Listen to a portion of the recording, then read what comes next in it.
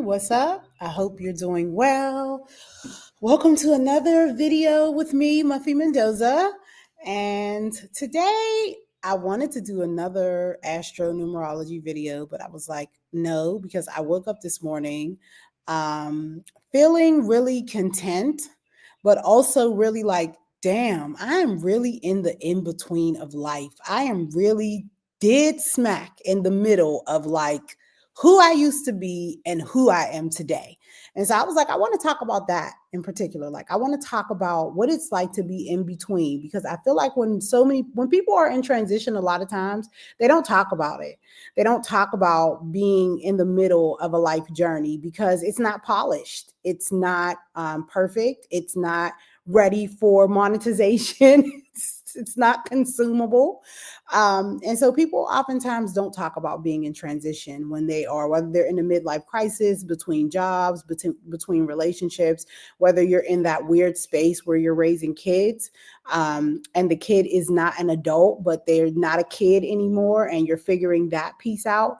People don't talk about it. So I was like, I'm going to talk about that today. I'm going to talk about being in the in between, because if you've been following me for a long time, then you know that what I'm most known for is starting Brown Mamas. I'm most known for starting this dynamic community of Black mothers in the Pittsburgh region, but also beyond.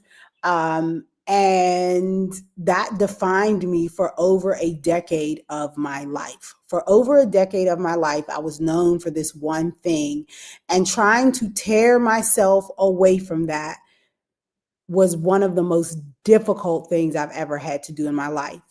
I want to say for at least 3 years, but if I'm real with myself, I would say for about 5 or 6 years, um, I knew that I no longer wanted to do that work. Like, I knew that I loved the work. Like, I loved what I produced and what I'd created, but I also knew that it was time for me to let it go. Like, it was time for me to do something else and to actually give the community back to the community. And but it was difficult because I defined myself by that work. Yeah, if you've been following me for a long time, you know that I started doing that work when my kids were probably 3 and 4. It was either 2 and 3 or 3 and 4 years old. And now my boys are 15 and 16 and 23. And so it wasn't just about the work in and of itself, because if you've been following me, you know for a long time I didn't make any money. It was really just about the work was really a part of my life. It was how I conducted my days. It was my friendships. Most of my friendships were from women in the Brown Mamas community. It was how I measured my own success and how I measured my own persona and how I measured my own life. And so trying to rip myself away from that when I knew that the soul alignment was no longer there was extremely difficult. And one of my good girlfriends that I met, as a part of the Brown Mamas group, I remember every few months we would have this conversation. I'd be like, I'm ready to do something new. And she'd be like, Muffy, you've been saying this for like 3 years now. Like, the question is, are you actually going to do it? And so it took me a long time to make that transition, to decide to do something different. And once I decided that, once I really came to the point of knowing that it was time to do something else, that I could not go on any longer, even that was a process. Like, I remember, if you don't know, I was on the Jennifer Hudson show last year at the beginning. Was that at the beginning of last year? It was actually Christmas 2023. I was on the Jennifer Hudson show talking about Brown Mamas. And I remember about a month before when they called me to ask me to be on the show. And number one, I didn't believe them. I was like, this isn't real. This is somebody trying to scam me. And what they didn't know was that I was actually in a period of like heavy grieving. Like, I was crying every day. I didn't know why I was crying every day, but I was crying every day. I was sad. I was super emotional. And I didn't know why. I just knew that something in me was changing, and that I had to go towards the change, but the change was going to be super painful. And right after I came back from the Jennifer Hudson show, I found out that my dad had cancer. And in that moment, I will have to be honest now and say that I knew he was going to pass away. I have inklings about death for some reason. I've learned over the last course of the last year that for some reason, I know when people are going to pass. I don't always want to admit it to myself, but I know. Um, and I knew, even though everybody around me, even the doctors were telling us that like he wasn't gonna, that he was gonna make it, that he was gonna be fine. My dad was only 60 years old, but I was in this period of heavy grieving. And now that I reflect upon it, I knew that I was in a season of death. And not only was I dying internally in terms of the old person that I was, but my father passed away, my aunt passed away. Recently had some health scares around some other close family members. So I knew I was in a season of death and that I had to prepare myself to go to that emotionally deep place. And I think that's one of the things about the in between that can be so difficult, is because you know it's not going to be easy. The in between is not an easy place to be at. It is not a place that is like fun and giggles. But what it is that I'm finding now is that it is a great place for enlightenment. The in between is really the only place where you get to be enlightened. It is the only place where your spirit and your soul come to a conjoining of sorts, to where it is settled enough, because there is nothing to latch onto, to where it is surrendering enough that you have to, you have, you must learn the lesson.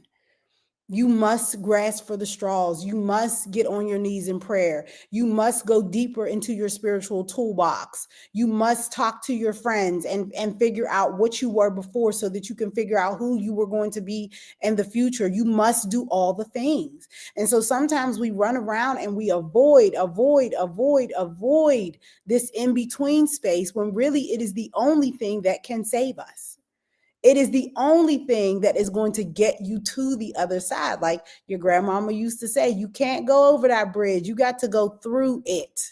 You've got to actually walk on the bridge. You've got to feel the discomfort of being suspended in the air, especially if you can't swim. And so this is the beauty of the in between. And I've been in the in between at this point for, I just recently made the decision that I was going to do something different with Brown Mamas, and I wasn't going to continue on the road that I'm on. But I've been in the in between for about 2 years now, and it has been extremely uncomfortable.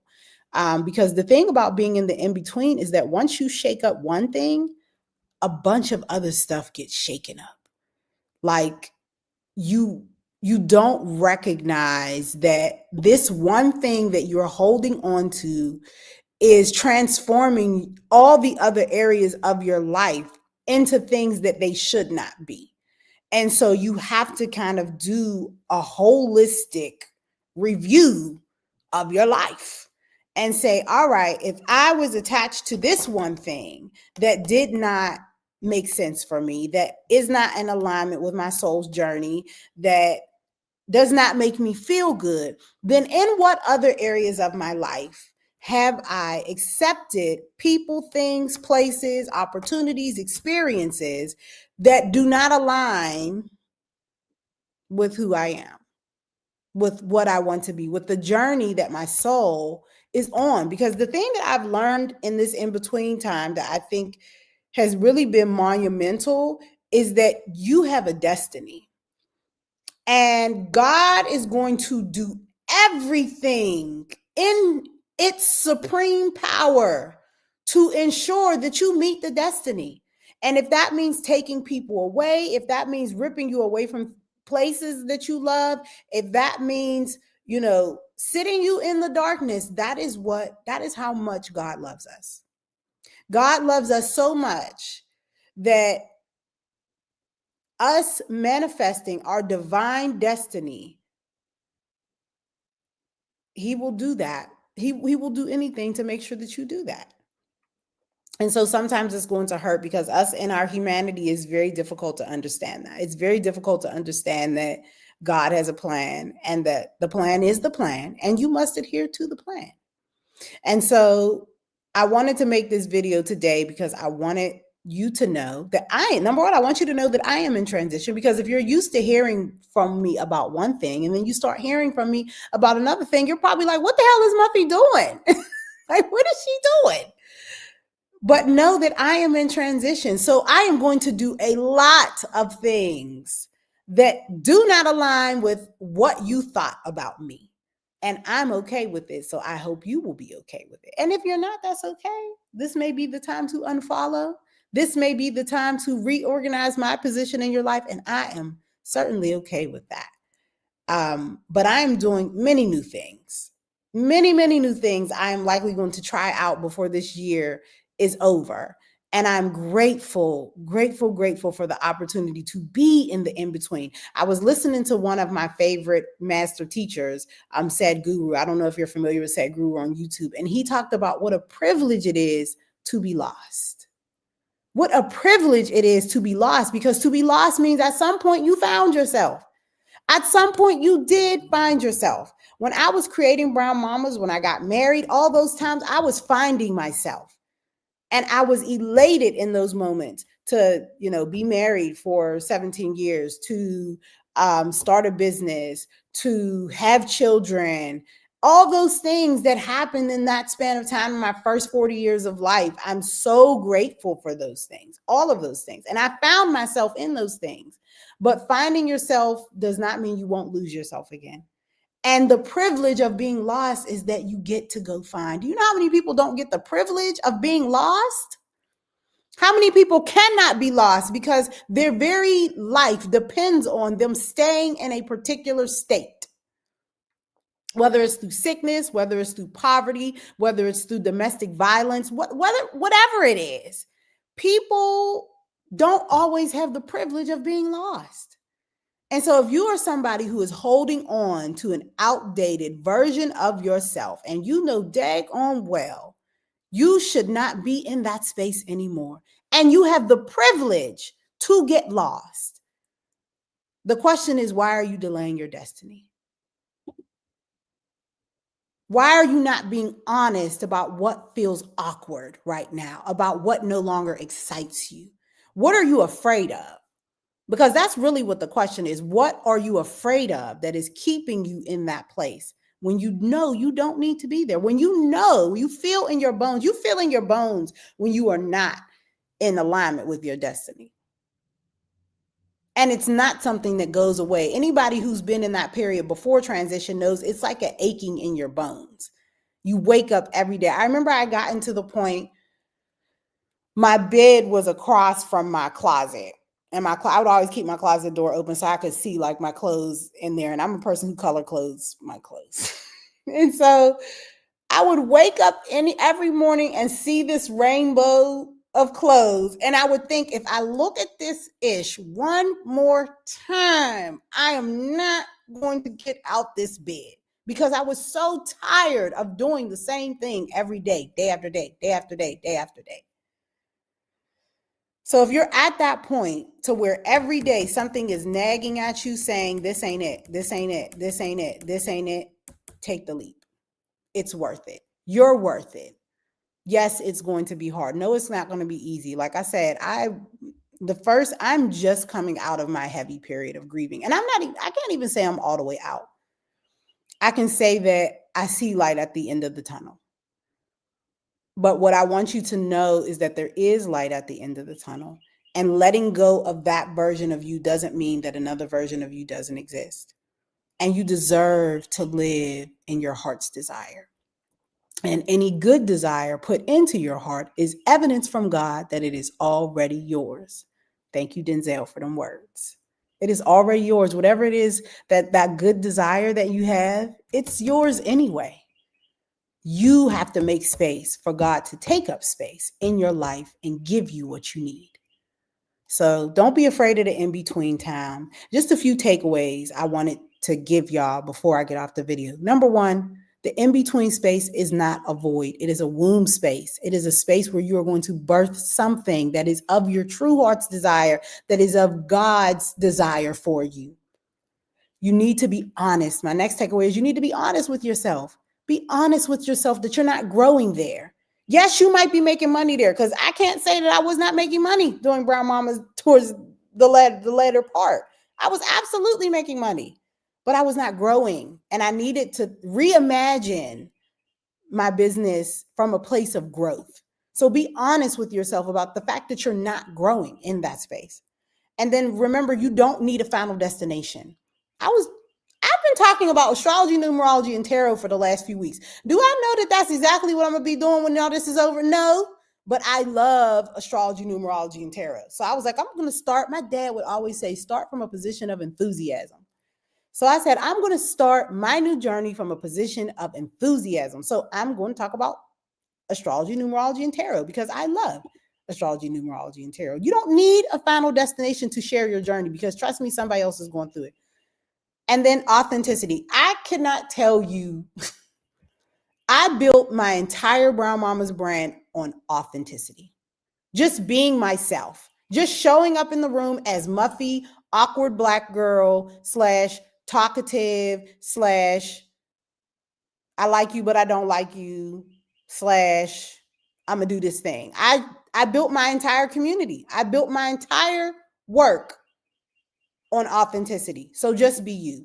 And then lastly, I want you to know that stillness is powerful. Stillness is still power. Softness is still power. Experimentation, still power. Stand in your feminine power. Be okay with not being okay. And recognize that in the space you are in, you are still somewhere. You are not nowhere because you're in transition. You are still somewhere. So I just want y'all to, anybody who's in transition right now, number one, follow me because you're going to see my whole transition over the next however many years. I'm trying to figure this out. But number two, believe in yourself. Believe in yourself enough to know that you are enough, that the in-between will be the in-between for a little while, but it won't be the in-between forever. All right, y'all. Have a great day. I will be live again tomorrow. Hopefully, I'm going to be talking about using your child's numerology chart to help to parent them. How you can do that because it's made such a big difference for me. But we'll see. We'll see what I'm going to be talking about tomorrow because I don't quite know. I might wake up and want to be on more of this type of kick. So let's see. But I will talk to y'all tomorrow, somewhere around 9:00 a.m. So somewhere in that 9:00 a.m. hour, wait for me to go live. Hopefully you get an email about it if you are subscribed on YouTube or if you are following me on Facebook. Oh, thank you, Nikki. I appreciate that. You have an amazing day too. And then Prophet Mother, have an amazing day. Thank you for your comments. And I'm going to be actually prioritizing YouTube because I prioritize Facebook. I got like 17,000 follows over there and I've been prioritizing that most of my business, my career. And I'm like, all right, I'm gonna go over to YouTube and see what it's like. But I'm not gonna forget about y'all Facebook people. I'm still sharing my stuff over there. All right, y'all. Peace. Have a good day.